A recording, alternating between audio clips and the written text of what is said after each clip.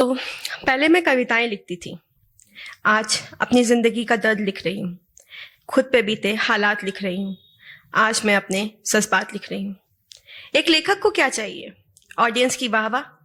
लेकिन इस कहानी में इतनी आह है कि शायद वहाँ निकलना मुश्किल हो। पर फिर भी अगर आप तक पहुँचे तो तालियों से बताइएगा ज़रूर।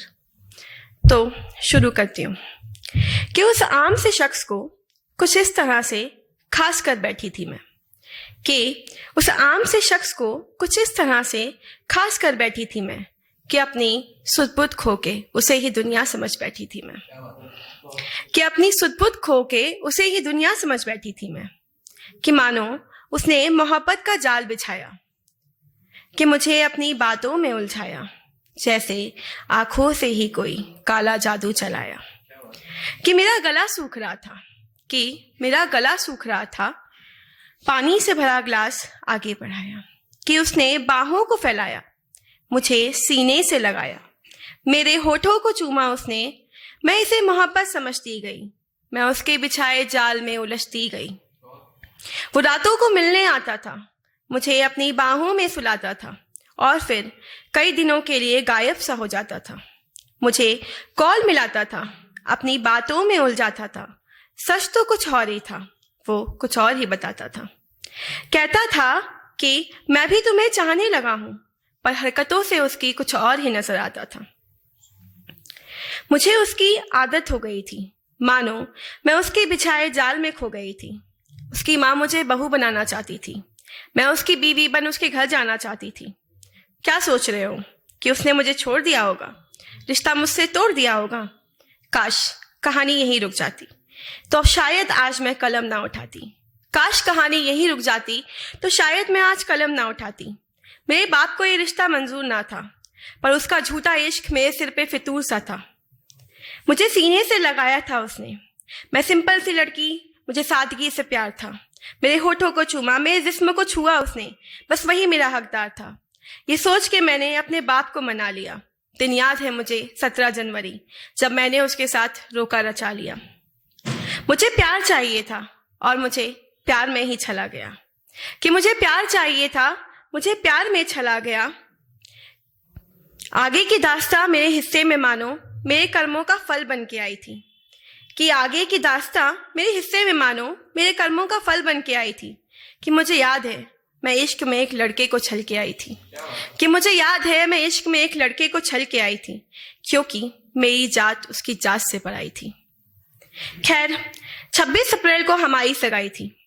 23 अप्रैल उसने मुझे कॉल मिलाई थी, कहता कि मैं तुमसे शादी करना नहीं चाहता। कहीं ना कहीं ये सच है, ये बात मेरे दिमाग में तो आई थी। ये सुन के मैं चुप हो गई थी। फिर कॉल पे हंसने की आवाज आई थी। मैं तो तुम्हें डरा रहा था, बस तुम्हारा रिएक्शन देखना चाह रहा था। और फिर मेरी कलमा साइकिल जैसे शुरू हो गई। 28 अप्रैल को मेरी शादी हो गई। मुझे उससे प्यार हो गया था, मैंने शादी कर ली, पर मैं कभी उससे बात नहीं कर पाती थी। वो हमेशा चिल्लाता था मुझ पे, मैं उसकी आवाज से सहम जाती थी। मैं बस उसका प्यार चाहती थी, जो उसने कभी दिखाया ही नहीं। झूठी ही सही, तारीफ कर कभी सीने से लगाया ही नहीं। आंखें मिलाकर कभी कोई एहसास तक जताया नहीं। खैर प्यार था ही नहीं तो दिखाता कैसे, एहसास था ही नहीं तो जताता कैसे।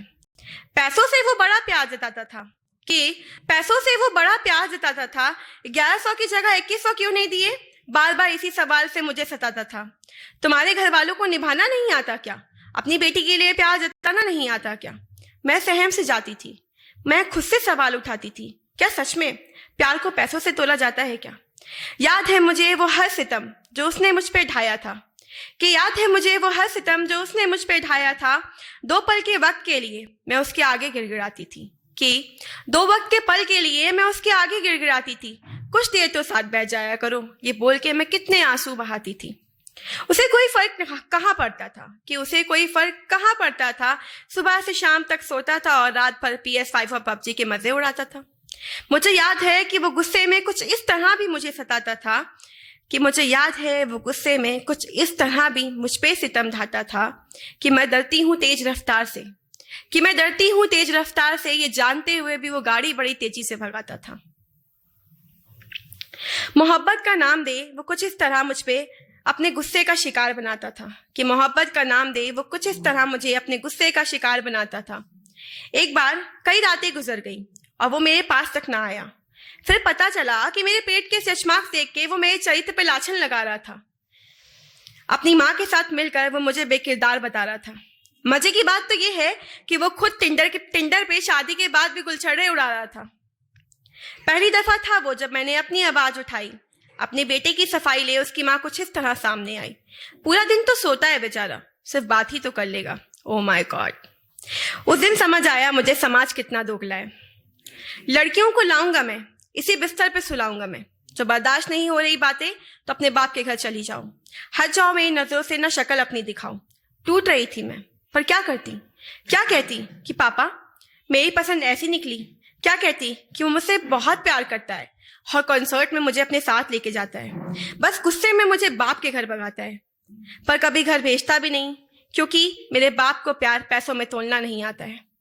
मेरा अब उस घर में दम घुटने लगा था। मुस्कान का झूठा मुखौटा सजाए मेरा मुंह दुखने लगा था। आदतें बदली उस शख्स की, गौर कीजिएगा, आदतें बदली उस शख्स की,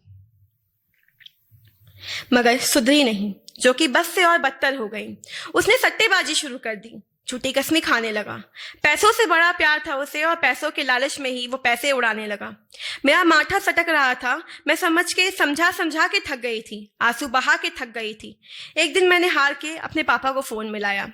हेलो पापा, मेरा दम घुट रहा है, ये जुए खेलने लग गया है। और मेरा फोन छीन लिया उसने। जैसे उसकी मर्दानगी को ठेस पहुंच गई हो, इसलिए मुझ पे मर्दानगी दिखा रहा था। इंसान नहीं हैवान था वो, जो अब मुझे आंखों के सामने नजर आ रहा था। दरिंदों की तरह मुझ पे हाथ उठा रहा था। एक नहीं, दो नहीं, चार नहीं, 8 थप्पड़ एक ही गाल पे। मैं सुन खड़ी बस गिन रही थी। मेरी नजरों के सामने अंधेरा छा रहा था। मुझे अपनी ही मोहब्बत से खौफ आ रहा था। उस घर को मैंने छोड़ दिया, पर वो शख्स अभी भी बाकी था। दुनिया कहाँ जल्दी राजी होती है। महबूब से बिछड़ने के लिए तो खेलनी जान की बाजी होती है। और मैं उस बाजी में भी हार गई। और उस हादसे के बाद समझदार हो गई कि उसकी याद में मर जाना मेरा आखिरी बचपना था। पर इस बात को गौर से सुनना तुम कि इस कहानी के बाद मैंने वो कलम तोड़ दिया, अपनी जिंदगी को एक नई तरफ मोड़ दिया। कि जा अब तुझे माफ किया, मेरा हर दर्द हर आंसू का हिसाब अब खुदा लेगा। कि अब जा तुझे माफ किया, कि जा अब मैंने तुझ पे लिखना छोड़ दिया। कि अब तुझे सुकून से भूल जाऊंगी मैं, जहां जहां जिक्र तेरा डायरी के वो हर पन्ने जलाऊंगी मैं। कि अब तुझे सुकून से भूल जाऊंगी मैं, जहां जहां जिक्र तेरा डायरी के हर पन्ने जलाऊंगी मैं। कि जा तुझे माफ किया, कि अब तुझ पे लिखना छोड़ दिया, मेरा हिसाब अब खुदा करेगा। बहुत बहुत शुक्रिया।